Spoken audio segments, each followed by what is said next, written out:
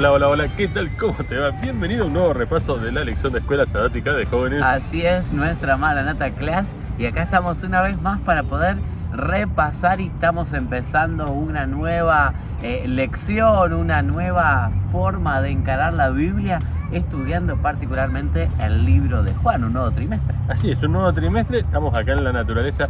Está medio raro el clima porque en la sombra hace un La poquito sombra de está frío. re frío. Yo me estoy muriendo de frío, él no, y en el sol hace un rato yo estaba re bien y el calor. Yo Pero no, bueno. porque el Ministerio de Publicaciones me mandó está, esto, que mirá, se va preparando el equipo de los colportores acá en la Maco.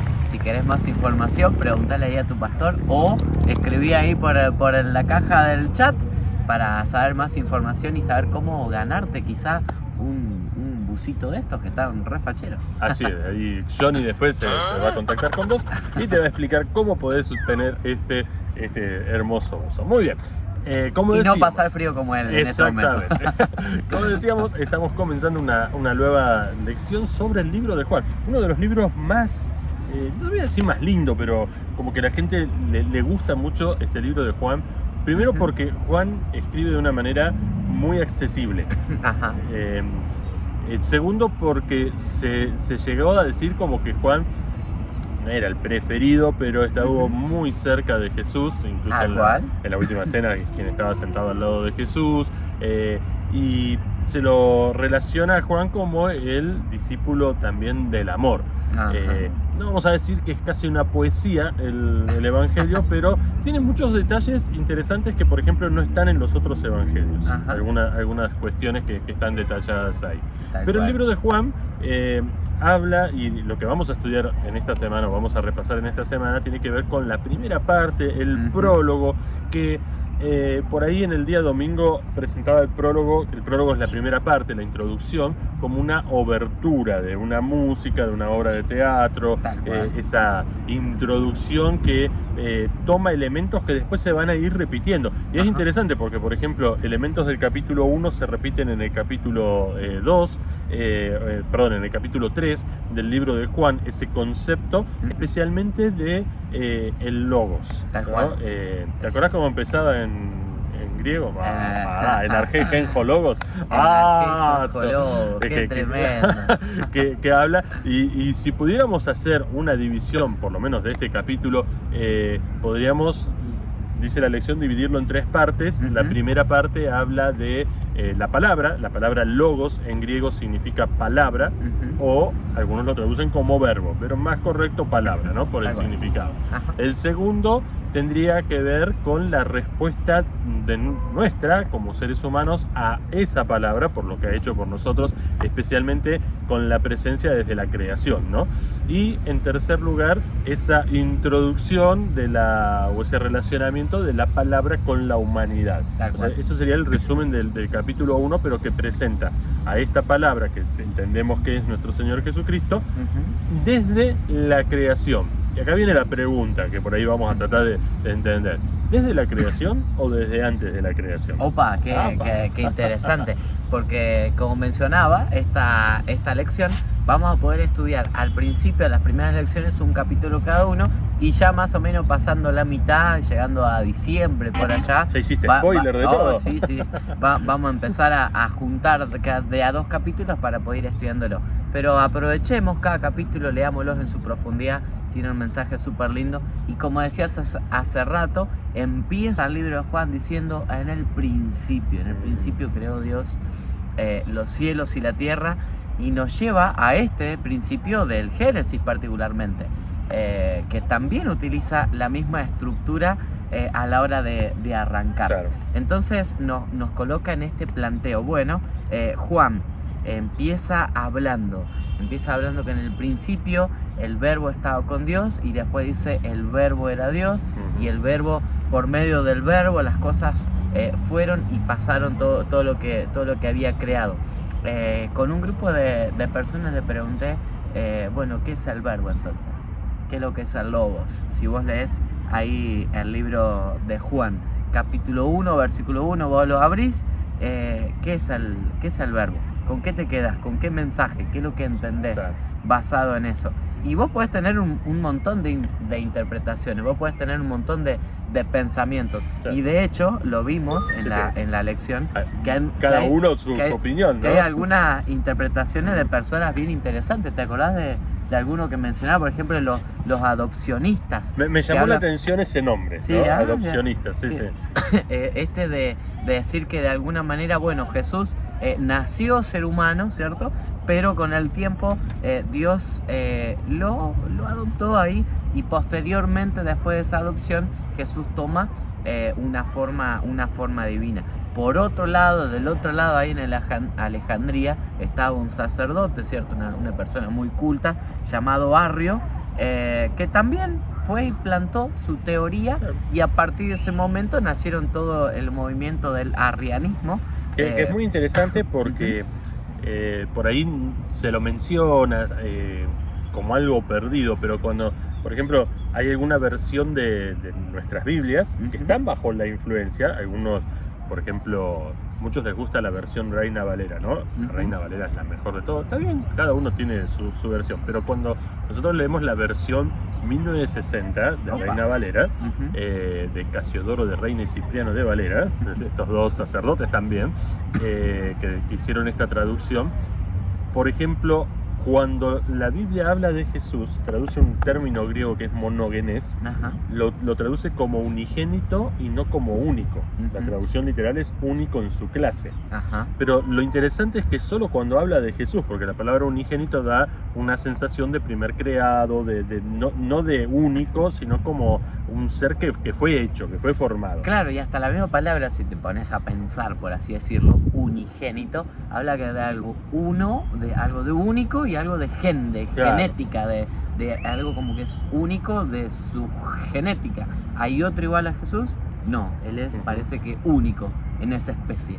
El único que tiene esa genética. Lo curioso es que cuando esta palabra está referida a otras personas, se traduce como único y no como unigénito.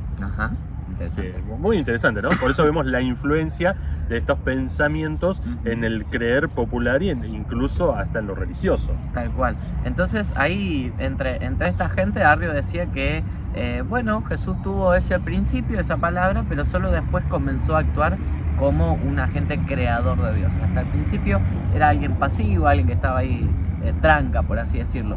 Entonces, volviendo a la pregunta, y me llama la atención, y discutía esto con otro grupo de personas.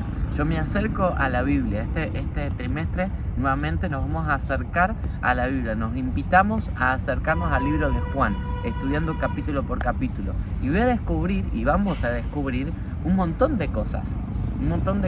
Y acá empieza este planteo, este tipo de preguntas: ¿qué quiere decir? ¿Qué significa? ¿Hacia dónde voy? ¿Hacia dónde vamos? ¿Y qué ha plantado esta pregunta? En el principio la palabra ya existía, la palabra estaba con Dios y la palabra era Dios. Entonces la pregunta, ¿a qué hace referencia esa palabra? Y vos fíjate que Dios es tan tremendo, tan bueno, que no hace falta saber tanto griego ni tanto hebreo. Simplemente hace falta la humildad del corazón y la dirección del Espíritu Santo para poder seguir leyendo su misma Biblia, su misma palabra, y poder encontrar esta respuesta. Porque fíjate vos que ya el versículo 10 del mismo capítulo 1 ya nos va a dar una respuesta de quién es esa. Va a decir, esa palabra que es la luz verdadera, y quien da luz, que venía al mundo, vino al mundo que él había creado, pero el mundo no lo reconoció. Entonces ya me empieza a cerrar de alguna forma. El mundo que él había creado y no lo reconoció. No habla que fue adoptado. Fue un mundo que él mismo había creado, que él fue parte. Se va a mencionar como la luz, como alguien que va a disipar de alguna forma las tinieblas que había en ese momento y que puede llegar a ver ahora. Y nos ayuda a entender que si él lo creó, él existía antes de ese principio de Génesis 1 y del mismo Juan 1, ¿no? Claro. Que nos muestra, nos muestra algo muy, muy interesante. Y en el mismo libro de Juan, más adelante, lo vamos a estudiar más adelante, pero cuando Jesús habla con los judíos, y cuando le dice Jesús, antes que Abraham fuera, yo era. Yo era. ¿No? Usa la misma, ¿no? En el principio era el verbo. Y el verbo era Dios, y el verbo estaba junto a Dios, ¿no? Comienza diciendo, o el logos. Entonces Jesús les dice, antes que Abraham, porque si vos, para el judío Abraham era el superhéroe, el mejor de todos, y si no... De hecho lo fue claro, sí. Pero, o sea, no había otro de Abraham. Entonces él le dice, antes de que Abraham existiera, o sea, antes que fuera, yo ya era, ¿no? O sea, hablando un poco de esto, o sea, de que él era eterno y que estaba, era preexistente a lo que fue Abraham. Exactamente. Y tuvo el amor y la misericordia, como dice el versículo 14, de decir, entonces la palabra, esa palabra que está del principio, que está desde siempre, que está desde, y fue parte, y fue el que creó, se hizo hombre y vino a vivir entre nosotros. Entonces hay pregunta para nosotros simples mortales, que lo único que hicimos de él fue agarrar el libro de Juan y leer el capítulo 1. ¿Quién es esta palabra entonces? Fue esa palabra que vino a la tierra, que se hizo hombre, que fue luz y que tenía ciertas cualidades. Estaba lleno de amor inagotable y fidelidad. Y hemos visto su gloria. Y va a terminar diciendo la gloria del único Hijo del Padre, como decías vos, o del unigénito, como sería quizá una forma más correcta al hablar en español, ¿cierto? Pero es este Jesús que vino y se acercó, este Jesús que vino al mundo y estuvo en ese momento con nosotros y sigue estando con nosotros, pero se hizo hombre, pero está desde el principio. Entonces, por ahí cuando agarramos la Biblia, nos va a tocar un montón de veces que va a chocar quizá con algún pensamiento propio, que va a chocar quizá con algún pensamiento o con un actuar o con un accionar que yo tenía en su momento. Pero si tengo la sinceridad, como decía hace rato, y tener el corazón blando de escuchar lo que Dios me dice por medio de su palabra, Él me va a dejar bien en claro qué es lo que espera, qué es lo que quiere y qué es lo que me va a decir. Simplemente tengo que tener la disposición de poder aceptarlo, de seguir leyendo y por medio de su misma palabra entender lo que me está diciendo. No hace falta irse a dar vueltas por todos lados para tratar de entender. Simplemente seguir leyendo. Exacto. Y descubrir lo que Él mismo me está planteando y después aceptarlo. Y me ponía a pensar, está bien, yo quizá no me lo planteé de esta forma de creer o no creer en el mismo Jesús, pero ¿cuántas otras cosas, cuántos otros aspectos en mi vida estaré haciendo mal porque creo algo y no me acerco a la Biblia de forma sincera para poder entender lo que Dios quiere? Qué importante que es a la hora de hablar con Dios, a la hora de abrir la Biblia, de tener un corazón sincero y de poder cambiar lo que realmente necesite y tenga que cambiar, independientemente si me gusta o no, o si lo entienda en el momento o lo tenga que entender después. Pero es ahí, esto de ir y de leer la Biblia y de completar, de leerla completa, porque Él mismo me va a dar la respuesta. Me llama un poco la atención esto en el capítulo 1. Exacto, y tal vez la pregunta que puede quedar, vos decías quién es la palabra, quién es la palabra para cada uno de nosotros después de leer este capítulo 1, que nos presenta al Logos en sociedad, pero desde antes, buscando de alguna manera llegar a nuestra vida desde la creación, pero no solo desde la creación, sino que el libro de Juan nos va a presentar a un creador, un redentor y un sustentador, ¿no? Entonces, ¿quién es para vos Jesús? Y tal vez lo podés poner ahí en los comentarios. ¿Quién es este Logos? ¿Quién es la palabra? ¿Quién es el verbo? Como lo quieras poner, ¿no? En tu vida. ¿Qué entendiste vos de la lección? ¿Quién es este Logos en tu vida? Porque hablaba de la presencia del Logos, la respuesta, y ahí estaríamos nosotros, qué entendemos nosotros y cómo este Logos se metió en la humanidad, no porque quería de alguna manera controlar la humanidad, sino para salvar a la humanidad. Qué lindo poder entender un poco eso, ¿no? Y bueno, da para seguir hablando muchísimo más. Lo dejamos en tu corazón antes de que los niños sigan gritando. Lo dejamos en tu corazón. Deseamos que Dios te bendiga mucho. Acordate de dejar tus comentarios, tu like, y vamos a dejar en la descripción del video quién se ha ganado algo. Ya no sabemos si remera, alguna gorra, algo vamos a regalar. Ahí sale, pero pedimos algo. A veces nos miran personas que no sabemos de dónde son. Tal cual. Y nosotros ponemos en la descripción quién se ganó y no nos dicen de dónde son. ¿Y cómo vamos a mandar las cosas si no sabemos, ¿no? Así que lo que no se ganen ustedes lo regalamos entre nosotros dos, nos quedamos entre nosotros. Me gusta. Está buena, ¿no? La idea. Bueno, nos vemos la próxima semana en un nuevo repaso de la lección de escuela sabática de jóvenes. Así es, nuestra Maranata Class. Chau, chau. Chau, chau.